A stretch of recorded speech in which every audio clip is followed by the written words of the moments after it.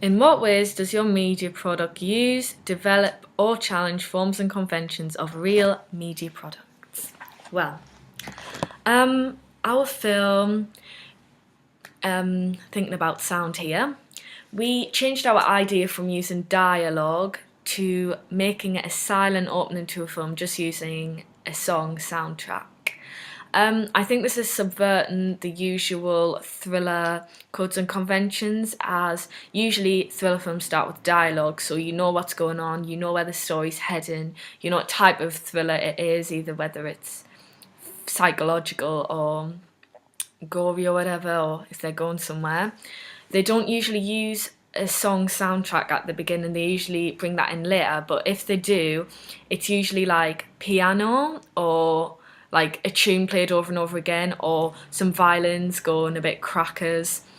Whereas we have decided to use Do I Wanna Know by the Arctic Monkeys, remixed by Dogma, Dogma.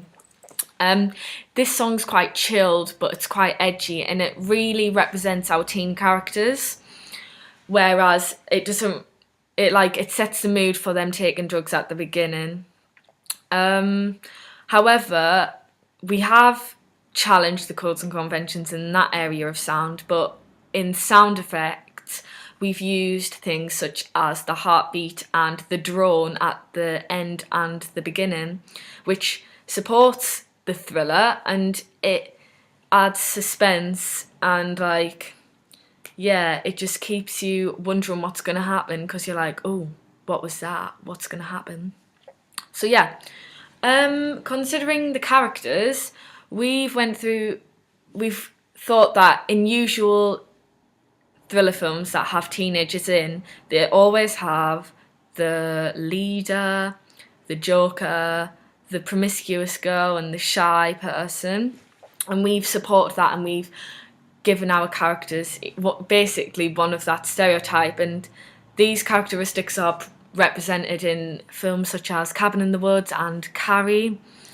So yeah, the costumes for these characters, they don't really subvert and they don't really go with the codes and conventions of a thriller film. Like, they just go with the characters, they're quite edgy, they're quite recent, hip. And yeah, they're quite grudgy, I guess. But however, they are different within each other. So like Mia, she is quite shy and she wears quite closed in clothes, a headband sort of thing, nothing too obvious yet. Sammy, on the other hand, which is the other girl in our thriller, she wears quite revealing sort of things that portray her personality. But yeah, we haven't thought of going for like, such as in Scream, where he's got the mask, the dark clothing. We haven't went for any of that. We've just went for simple, realistic costumes that make you think that, oh, this is a thriller, they are ordinary people, this could happen to me, which in my opinion is more scary. Considering props, we've used cigarettes, lighters, sugar to portray the drugs, and mobile phones. These are also realistic, so they just say that they're normal people, and it makes you wonder, this could happen to me. It's a psychological thriller, which it makes you think it's realistic, rather than going down the more gory thriller route where they have knives, chainsaws, everything else. So yeah, our narrative does go with the codes and conventions, as it's psychological. It's basically teenagers taking drugs, and they see this figure, they see this person when they take it, and sometimes they get into some dangerous circumstances where it could be life or death, and the main character goes missing. You don't know where he is, if he's dead or alive, and yeah, it just follows these teenagers through these events, and at the end you realise that it isn't the drugs playing with their minds. This character, this weird person, is actually there, that is trying to kill them, basically. So yeah, that goes along with the codes and conventions of a thriller, as it is a scary figure that is threatening and putting people in danger and playing with your mind, because you don't know whether it's the drugs or whether it's actually there. But it's also subverting the stereotype of a thriller film, because usually thriller films don't actually base their whole film around drugs. So then we have the setting. We originally planned to have our film in a warehouse, which is very thriller because it's quite dark, it's abandoned, you don't know what's there. So yeah. But when we went to film, it was unavailable due to legal sort of barriers and stuff. So we had a long think, and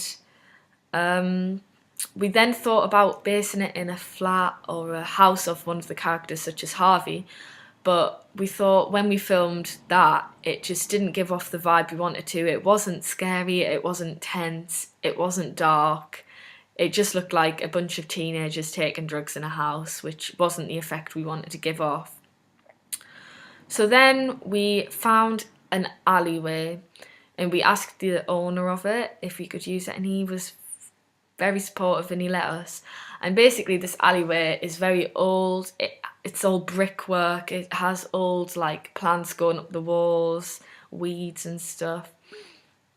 And you go down it and there's different bits that go off. So if you went straight ahead, it would lead you into like a shed sort of thing. If you turned like just before that, it would have led you into another sort of like grassy alleyway sort of thing.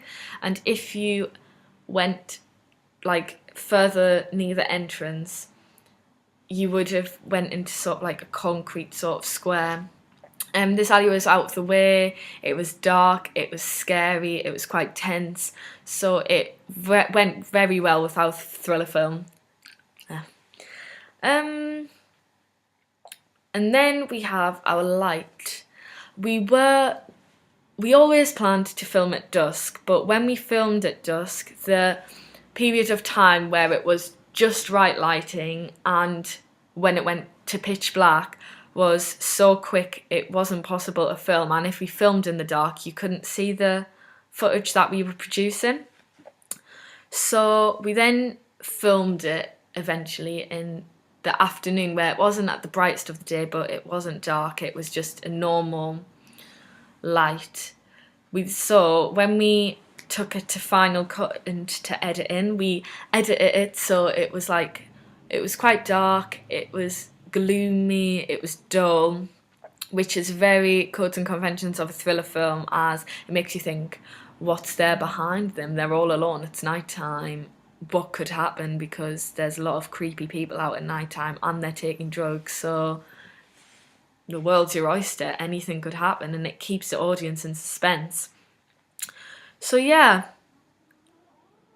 and that's most things. Thank you for watching.